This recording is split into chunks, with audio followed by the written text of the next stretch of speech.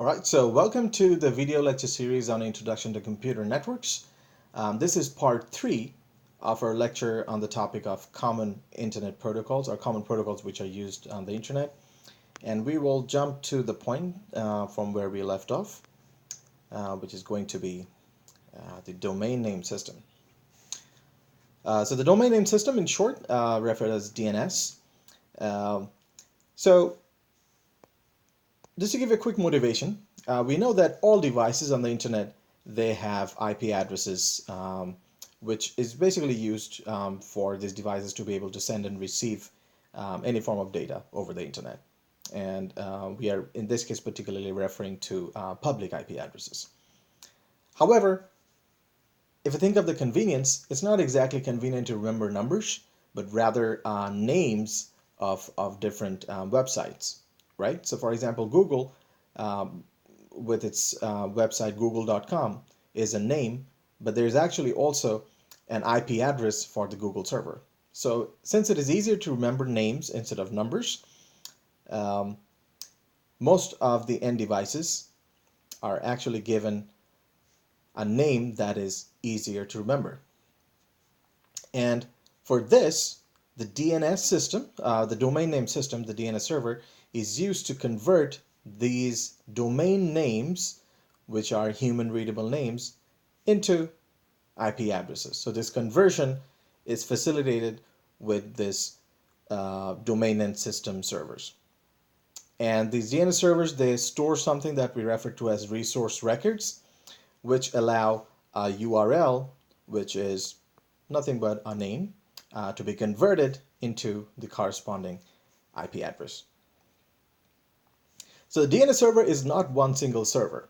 We have seen the internet to be a complex network of networks, right? So there are many different websites and many different hosts and servers which are located and connected to the internet.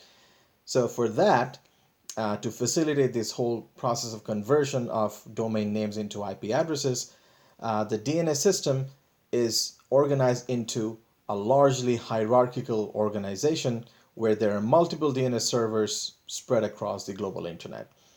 And if you just look at this map, so this is just a quick highlight of the largest DNS servers which are placed all across the world.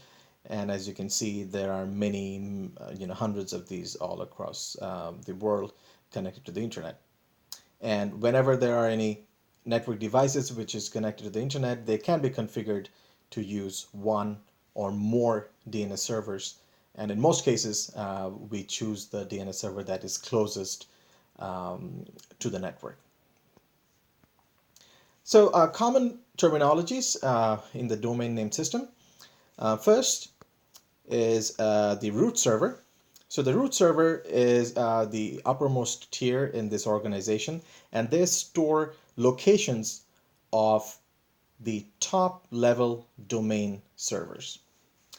So top level domain servers are in short called TLD servers, and these are the servers which store the records of the top level domains. So for example, if we have a website called wikipedia.com, so .com is the top level domain.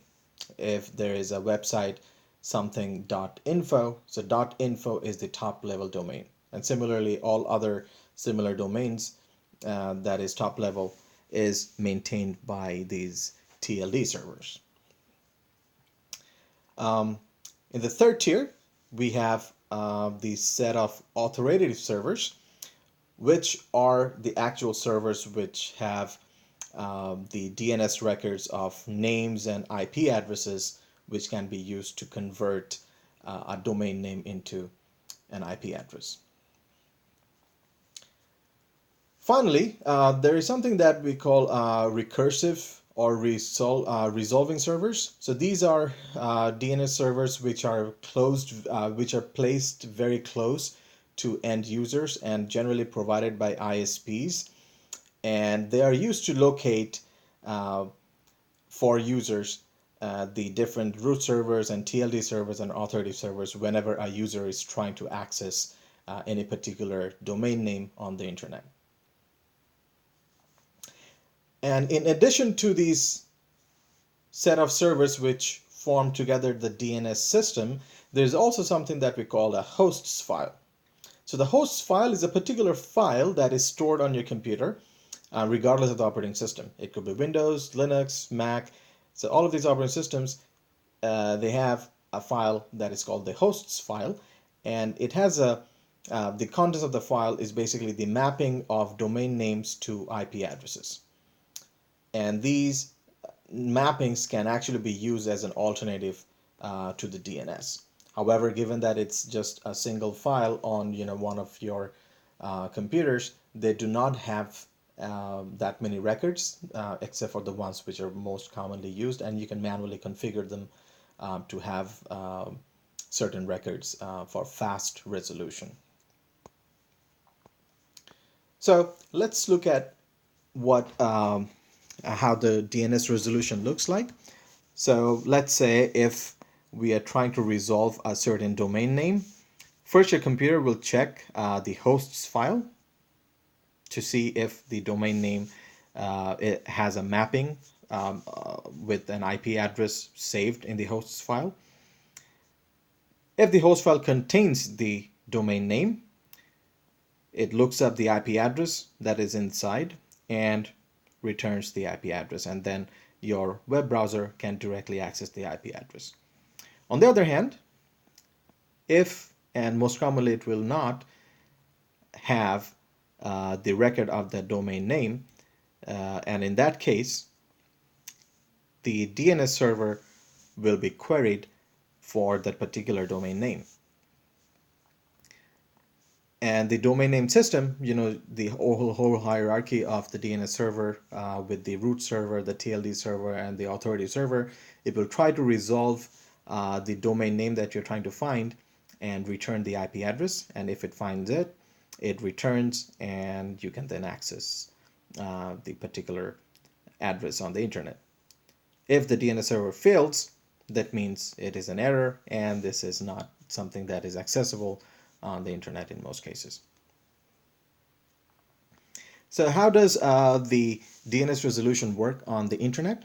So let's say we have a user who just types in www.wikipedia.org on a web browser and hits enter. So first, the request is sent out to the DNS recursor. So this is the recursive DNS server that is provided by the ISP.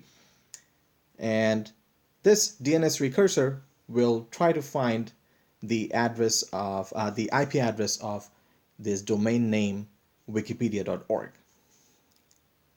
If it doesn't find it available within its own records, it will then first send a request to the root server and ask where is this domain name located.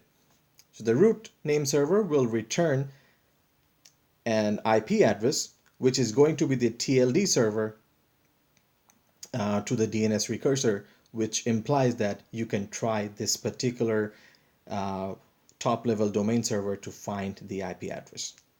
The DNS server receives this information and then sends out a query to the TLD server that where is wikipedia.org.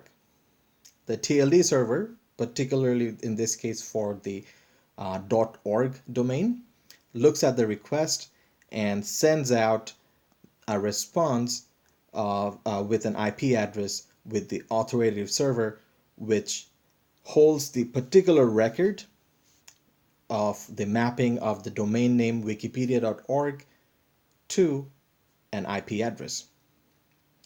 So once the DNS recursor receives this address of the authoritative server, it sends out the request to the authoritative server asking where is wikipedia.org. The authoritative server then returns a specific IP address from the resource records.